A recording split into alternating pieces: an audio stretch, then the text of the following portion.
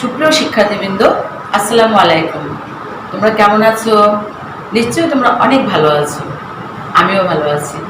তোমাদের বিদ্যালয় তো অনেক দিন পর্যন্ত বন্ধ, কিন্তু বন্ধুরা সেজন্য কিন্তু পড়াশোনা বন্ধ নেই।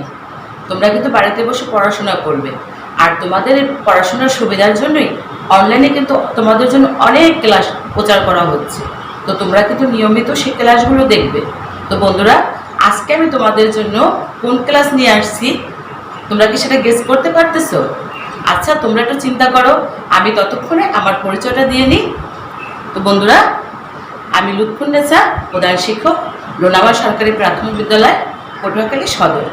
তো আমি তোমাদেরকে আজকে পঞ্চম শ্রেণীর প্রাথমিক গণিত বিষয়ের শতকরা অধ্যায়ের সরল মুনাফা বিষয় নিয়ে আলোচনা করব। তো বন্ধুরা, আমরা কিন্তু ইতিপূর্বে শতকরা কি এবং শতকরা সম্পর্কিত সমস্যা কীভাবে সমাধান করব সে সম্পর্কে আলোচনা করেছি। তো আজকে আমরা দেখব যে সরল মুনাফা বলতে আমরা কি বুঝি। তো বন্ধুরা, আমি একটা গল্প বলি, তোমরা একটু শোনো সবাই মনোযোগ দিয়ে। তো গনি মিয়া একজন গ্রামের কৃষক। তো ঝড়ে কি হলো, প্রায় তো আমাদের দেশে ঝড় হয়। ঝড়ে হঠাৎ করে তার ঘর ভেঙে গেল। এখন কি করতে হবে? তাকে ঘর মেরামত করতে হবে, কিন্তু মেরামত করার জন্য যে পরিমাণ টাকা তার দরকার সে পরিমাণ টাকা তার কাছে নেই। এখন সে কি করবে? তোমরা একটু চিন্তা করো তো, সে কি করতে পারে? সে কি করবে? সে যেহেতু তার ঘর মেরামত করার দরকার আছে, সেহেতু সে কি করবে? সে টাকা ধার করতে পারে অথবা ঋণ নিতে পারে। তো বন্ধুরা, আমরা কোথা থেকে টাকা ধার করতে পারি বা ঋণ নিতে পারি? তোমরা একটু চিন্তা করো তো, কোথা থেকে পেতে পারি? হ্যাঁ, আমরা কিন্তু আমাদের চারপাশে অনেক ব্যাংক আছে, এছাড়া অনেক এনজিও আছে, অনেক সমিতি আছে, আমরা সেখান থেকে টাকা নিতে পারি। তো গরিমা কি করলো? সেও টাকা ধার করার জন্য ব্যাংকে গেল। তো দেখো বন্ধুরা, ছবিতে কিন্তু একটা ব্যাংকের ছবি আছে। এটা কোন ব্যাংক? হ্যাঁ, বাংলাদেশ ব্যাংক। এছাড়াও কিন্তু আরো অনেক ব্যাংক আছে আমাদের চারপাশে। কিন্তু এরপরে কি আছে? সোনালী ব্যাংক আছে, তারপরে জনতা ব্যাংক আছে, এরকমের কিন্তু আরো ব্যাংক আছে, রূপালী ব্যাংক, অগ্রণী ব্যাংক। আমরা প্রয়োজনে সেখান থেকে আমরা টাকা ঋণ নিতে পারি। এছাড়াও কিন্তু ব্যাংকের কাজ শুধু টাকা ঋণ নেওয়া না, আমরা কিন্তু সেখানে টাকা জমাও রাখতে পারি। তো বন্ধুরা, এরপরে আমরা একটা ছবি দেখি। এখানে কি আছে দেখো। এখানে কিন্তু কি করতেছে? হ্যাঁ, লোকেরা এখানে ব্যাংকে এসে টাকা নেওয়ার জন্য অথবা টাকা জমা দেওয়ার জন্য লাইন করে দাঁড়িয়ে আছে, না? তোমরা দেখতে পাচ্ছ? হ্যাঁ। তো গনিমা কি করলো? সেও কিন্তু এরকম ভাবে সে ব্যাংকে গেল টাকা ঋণ করার জন্য। কিন্তু ব্যাংকের ম্যানেজার তাকে বললেন, কি বললেন?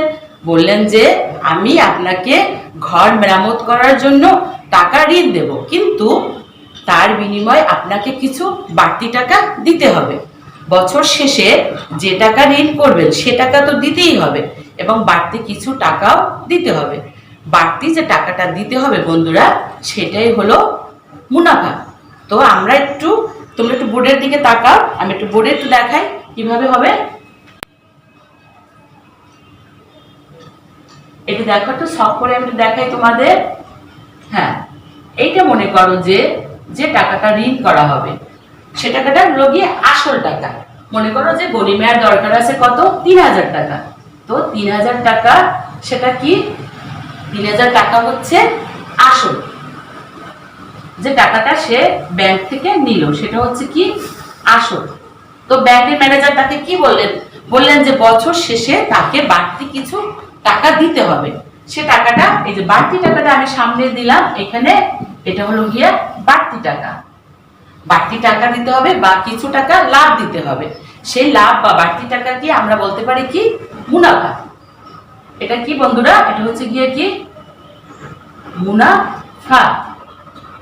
এখন মুনাফা কিন্তু ইচ্ছে মতো হিসাব করে দেওয়া যায় না। ব্যাংক থেকে যখন ঋণ নেওয়া হয় বা ধার নেওয়া হয়, তখন কিন্তু একটা হিসাব করে দেওয়া হয়, শতকরা হিসাবে একটা ধার বা ঋণ নেওয়া হয়।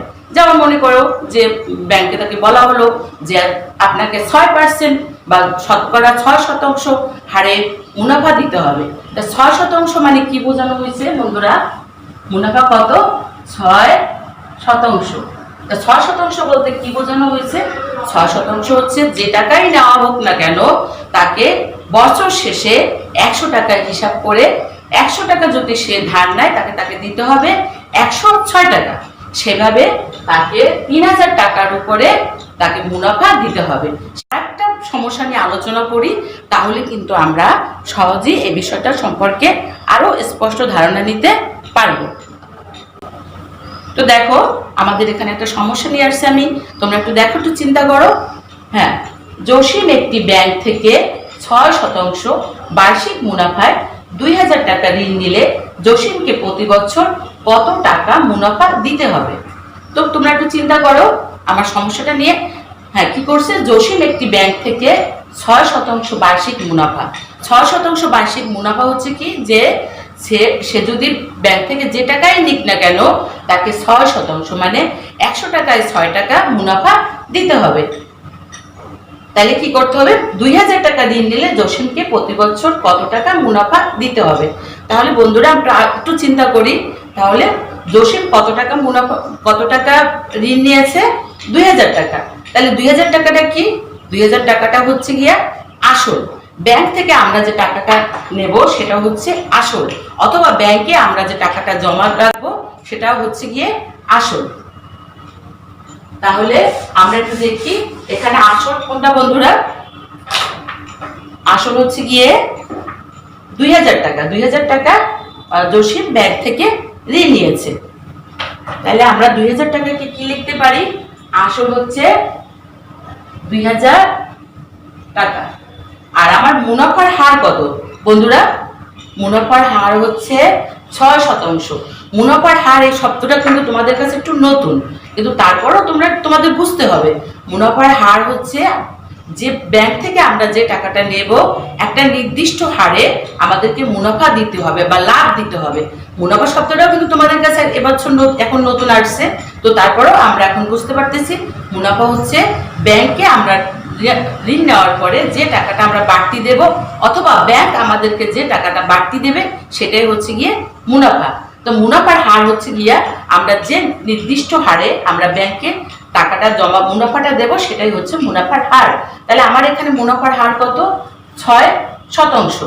6% আমার কত মুনাফার হার।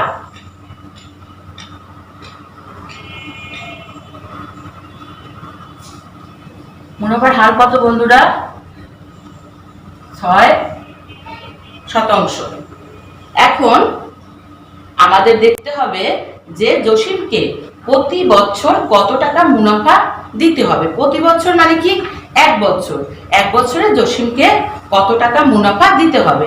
তাহলে এখন আমাদের এই সমস্যাটা সমাধান করতে গিয়ে আমাদের চিন্তা করতে হবে যে আমরা কোন বিষয়টা এখান থেকে আমরা বের করব।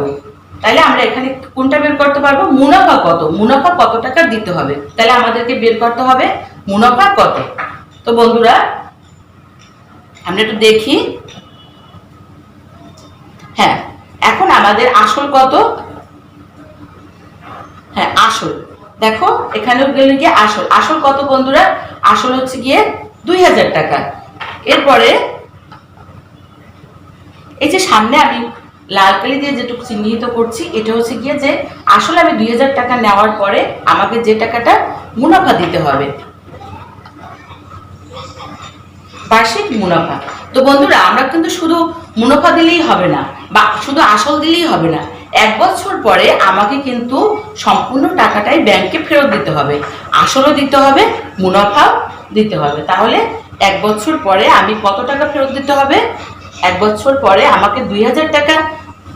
জসিমকে কত টাকা ফেরত দিতে হবে? জসিম 2000 টাকা যে ব্যাংক থেকে নিয়েছে সেই টাকাটা তো দিতেই হবে, বাড়তি তাকে আরো 1 বছরের মুনাফা হিসাব করে তাকে দিতে হবে। তার মানে 1 বছর পর যে পরিমাণ টাকা ফেরত দিতে হবে। তো আমরা কিন্তু এটা আমরা কিভাবে বের করতে পারি? যে এটা কিন্তু একটা সূত্রের সাহায্যে আমরা বের করতে পারি।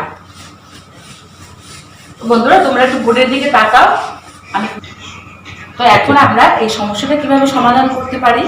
তো আমার এখানে আমরা তো ইতিপূর্বে জেনেছি আসল কি, তাহলে আমার এখানে আসল কত টাকা বন্ধুরা? আসল হচ্ছে গিয়ে 2000 টাকা। তাহলে আমরা এখানে লিখি আসল কত? আসল হচ্ছে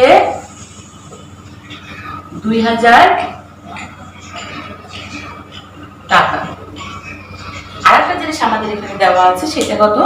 মুনাফার হার। বার্ষিক মুনাফার হার কত? 6%। তাহলে আমি লিখি মুনাফার হার,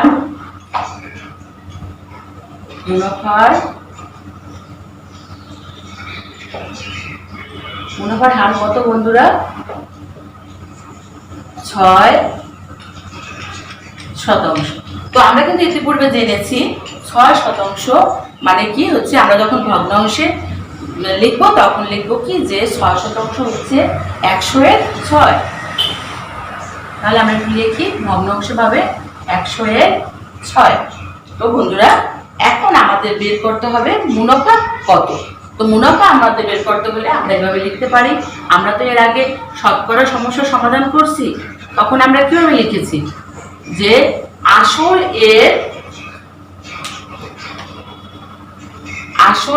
এর 6%, তাহলে আমরা কি বের হবে? আমাদের মুনাফা বের হবে। তাহলে আমি লিখি আসল এর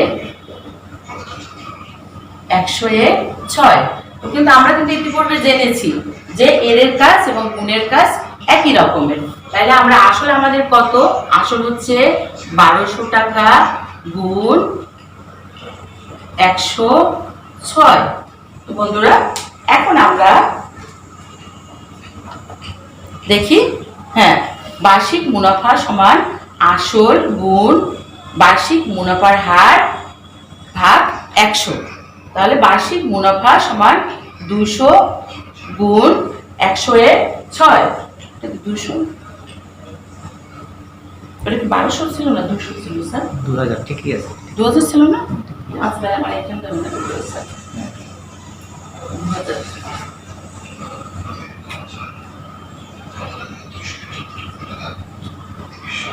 তো বন্ধুরা আমরা কিন্তু এখন সূত্রের সাহায্যে আমরা কিন্তু করতে পারি।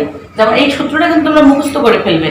আমরা তো বুঝতে পারতেছি যে আমাদের এই সূত্রটা কোথা থেকে আসছে। তাহলে বার্ষিক মুনাফা সমান আসল গুণ বার্ষিক মুনাফার হার ভাগ 100। তাহলে কত? বার্ষিক মুনাফা সমান আমাদের আসল কত? আমরা তো আসল পেয়েছি। আসল কত? আমাদের 2000 টাকা। আসল 2000 টাকা গুণ 100/6। এখন কিন্তু আমরা ভগ্নাংশে যেভাবে কাটাকাটি করি সেভাবে আমরা করে আমাদের ফলাফল বের করতে পারবো। তো বন্ধুরা আমরা কি করবো? আমাদের সুবিধার জন্য আমরা একটা নিচে 1 ধরে নেব। তাহলে কিন্তু আমরা সহজে বুঝতে পারবো যে আমাদের এই ভগ্নাংশের হর কোনটা এবং লব কোনটা। তো আমরা তো আগেই জেনেছি যে আমরা যখন কাটাকাটি করব তখন আমরা একটা ভগ্নাংশের হর দিয়ে আরেকটা ভগ্নাংশের লবকে কাটবো। কাটাকাটি মানে হচ্ছে কি বন্ধুরা, যে একই সংখ্যা দিয়ে ভাগ করা। তো আমরা এখন 100 দিয়ে আমরা 2000-কে ভাগ করতে পারি। 100-100-র ভিতরে যাবে কতবার? একবার। 2000-এর ভিতরে যাবে কতবার বন্ধুরা? 20 বার। তাহলে আমাদের কত হলো?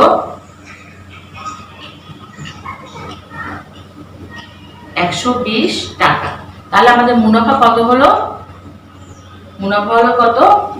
যখন আমাদের কাটাকাটি যাবে না তখন আমরা কি করব? গুণ করব। তখন আমরা করব হরের সাথে হর এবং লবের সাথে লব গুণ করব। আমাদের নিচে যেহেতু কোনো সংখ্যাই নেই, 1 আছে, উপরে আমাদের আছে 2000। এখানে আছে আমাদের 100-কে 2000 দিয়ে ভাগ করার পরে আমাদের এখানে আছে কত? 20। আর আমার এখানে আছে কত? হ্যাঁ 6 দিয়ে যদি আমি 20-কে গুণ করি তাহলে কত হবে? 120 টাকা। তাহলে বন্ধুরা আমাদের মুনাফা কত? মুনাফা হচ্ছে 120 টাকা। তো এই সমস্যাটা কিন্তু আমরা অন্যভাবেও সমাধান করতে পারি। কিভাবে সমস্যার সমাধান করতে পারি? এটা কিন্তু আমরা ঐকিক নিয়মের মতো করে লিখেও আমরা সমস্যাটার সমাধান করতে পারি। 6% মুনাফা হচ্ছে কি? 100 টাকার 1 বছরের মুনাফা 6 টাকা। সেটা আমরা লিখে, তাহলে আমি লিখে 100 টাকার 1 বছরের মুনাফা হচ্ছে কত বন্ধুরা? 100 টাকার 1 বছরের মুনাফা হচ্ছে 6 টাকা। তো আমরা এইভাবেও অঙ্কটা করতে পারি। সমস্যাটার সমাধান আমরা এইভাবেও করতে পারি। 100 টাকার 1 বছরের মুনাফা কত? মুনাফা 6 টাকা।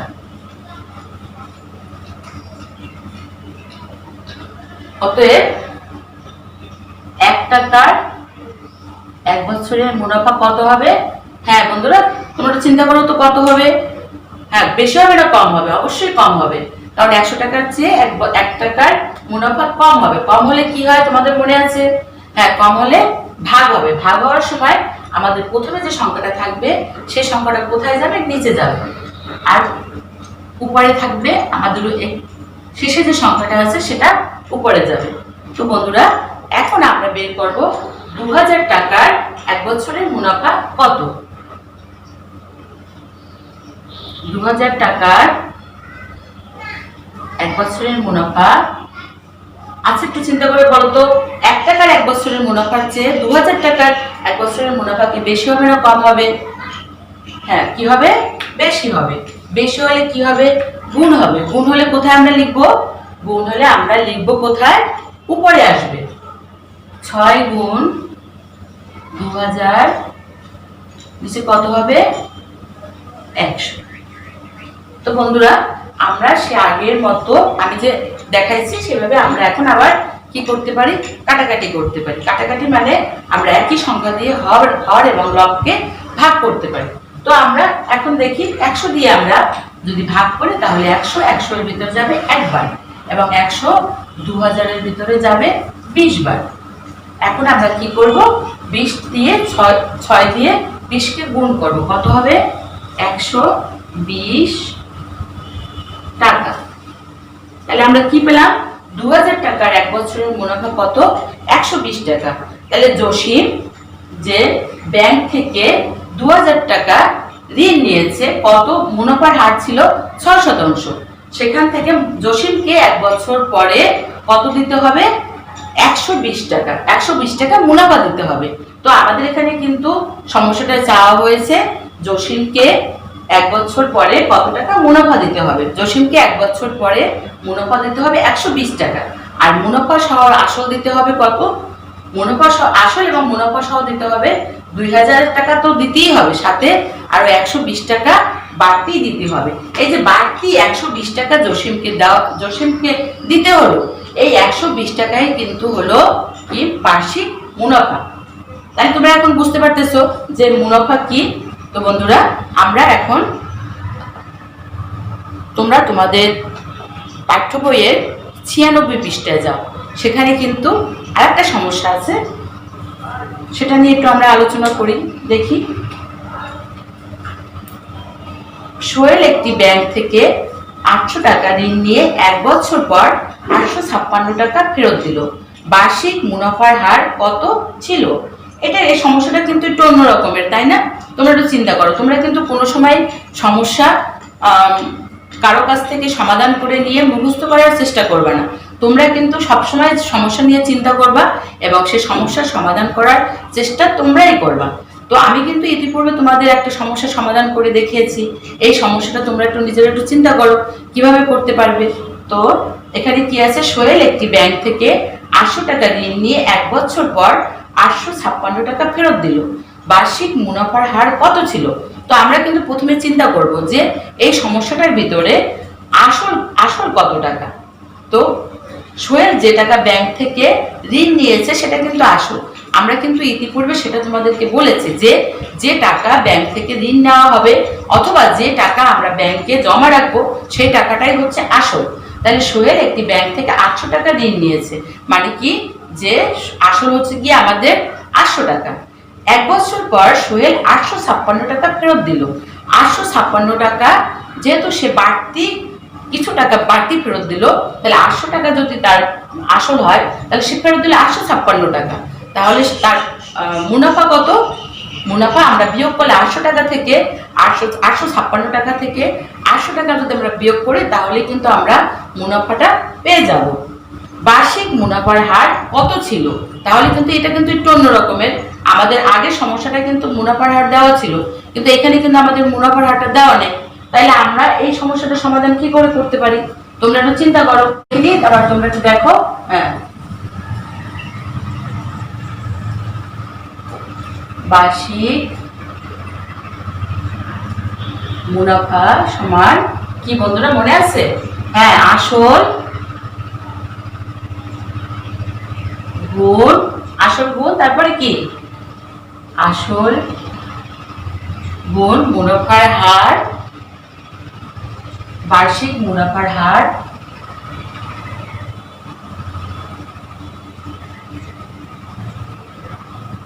বার্ষিক মুনাফার হার তোমরা সংক্ষেপে লিখতে পারো হার ভাগ হচ্ছে 100।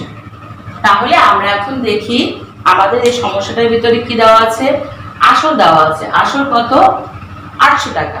তাহলে আমরা বসাই দিই কার নিচে কি হবে, আসল আমার 800 টাকা। তারপরে আমার গুণ বার্ষিক মুনাফার হার কত আমি জানি না, ঠিক না? বার্ষিক মুনাফার হার আমার জানা নেই, আর 100 তো থাকবে। আমার এই পাশে কি আছে বার্ষিক মুনাফা। বার্ষিক মুনাফা কত সেটা আমরা কিভাবে বের করব, সেটা আমরা 856 টাকা থেকে আমরা 800 টাকা বিয়োগ দেব, তাহলেই কিন্তু আমরা বের করতে পারবো। 856 টাকা থেকে আমরা 800 টাকা বিয়োগ দেবো, তারপর আমাদের কত হবে 56 টাকা। এই 56 টাকা হচ্ছে বার্ষিক মুনাফা। তাহলে বার্ষিক মুনাফা কত 56 টাকা। বন্ধুরা তোমরা কি বুঝতে পারতেছো মুনাফাটা আমি কিভাবে বের করছি? আমি আসল সহ মুনাফা হচ্ছে আমাদের 856 টাকা, আর আমার আসল হচ্ছে 800 টাকা।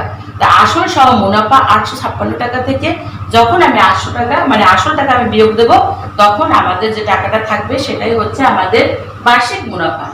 এখন আমি আগের মতো যেহেতু ভগ্নাংশটা বোঝার জন্য আমি নিচে একটা 1 লিখে নিই, তাইলে আমরা সহজে বুঝতে পারবো যে আমার কোনটা উপরের সংখ্যা, কোনটা হর, কোনটা লব। তো বন্ধুরা এখন কিন্তু এখানে কিন্তু একটা নতুন, তোমরা কিন্তু এই ধরনের অঙ্ক কিন্তু সমস্যা কিন্তু ইতিপূর্বে পাও নাই। সেটা কি, এখন আমরা একটু কিন্তু কোনাকুনি গুণ করব। কোনাকুনি গুণ আমরা কিভাবে করব, আমরা এখানে এর সাথে এখানে আমার 56 আছে আর এখানে আমার 100 আছে, আমার লবের সাথে আমি হরের কোনাকুনি গুণ করব। তাহলে কোনাকুনি গুণ করলে আমার কত হয়, আমার এখানে আছে 1, এখানেও আছে 1, এখানে উপরে আছে হর কত। হ্যাঁ, এখন আমরা দেখো কোনাকুনি গুণ করলে আমাদের কি রকমের হয়। 56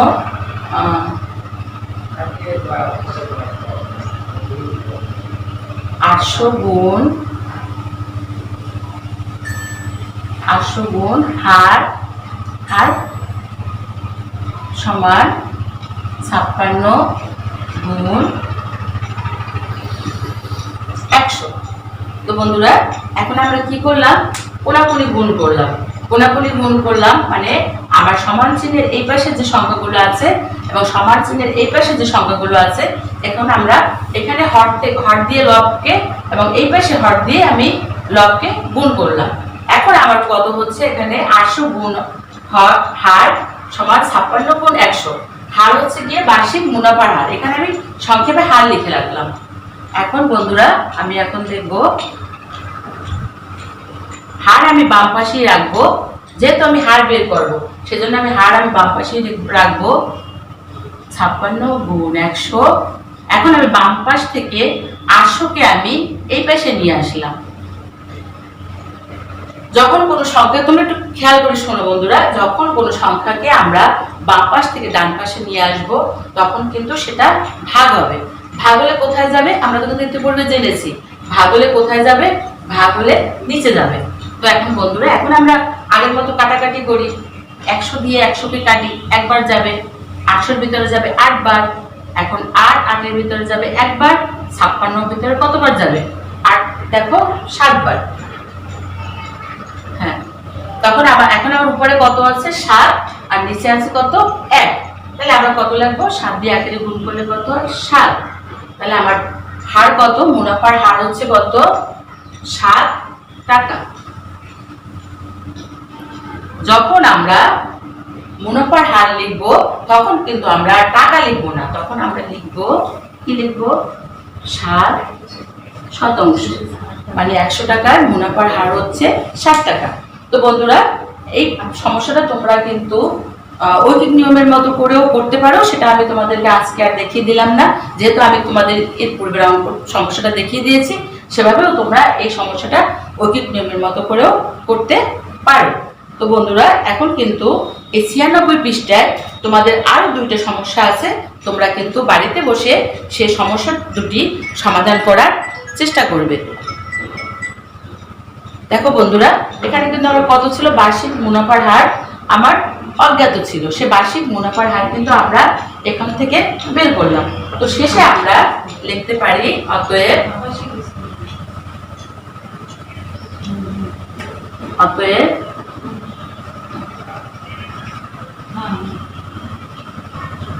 বার্ষিক মুনাফার হার কত বন্ধুরা? বার্ষিক মুনাফার হার 7%। তো আমাদের 96 পৃষ্ঠার এরপরে যে সমস্যাগুলো আছে সেগুলো তোমরা সমাধান বাড়িতে বসে চিন্তা করে সমস্যার সমাধান করার চেষ্টা করবে। তো বন্ধুরা, আজকের মতো আমার পাঠ এখানেই শেষ করছি। তো তোমরা ভালো থাকবে, নিরাপদে থাকবে, সবাই বাসায় থাকবে। আর তোমাদের জন্য কিন্তু সংসদ বাংলাদেশ টেলিভিশনে প্রতিদিন তোমাদের পাঠ প্রচারিত হচ্ছে। তোমরা কিন্তু সেগুলো নিয়মিত দেখবে এবং বাড়ির কাজ তোমাদের খাতায় করে রাখবে। তো তোমাদেরকে বন্ধুরা অনেক অনেক ধন্যবাদ। তোমরা সবাই ভালো থাকবে। খোদা হাফেজ।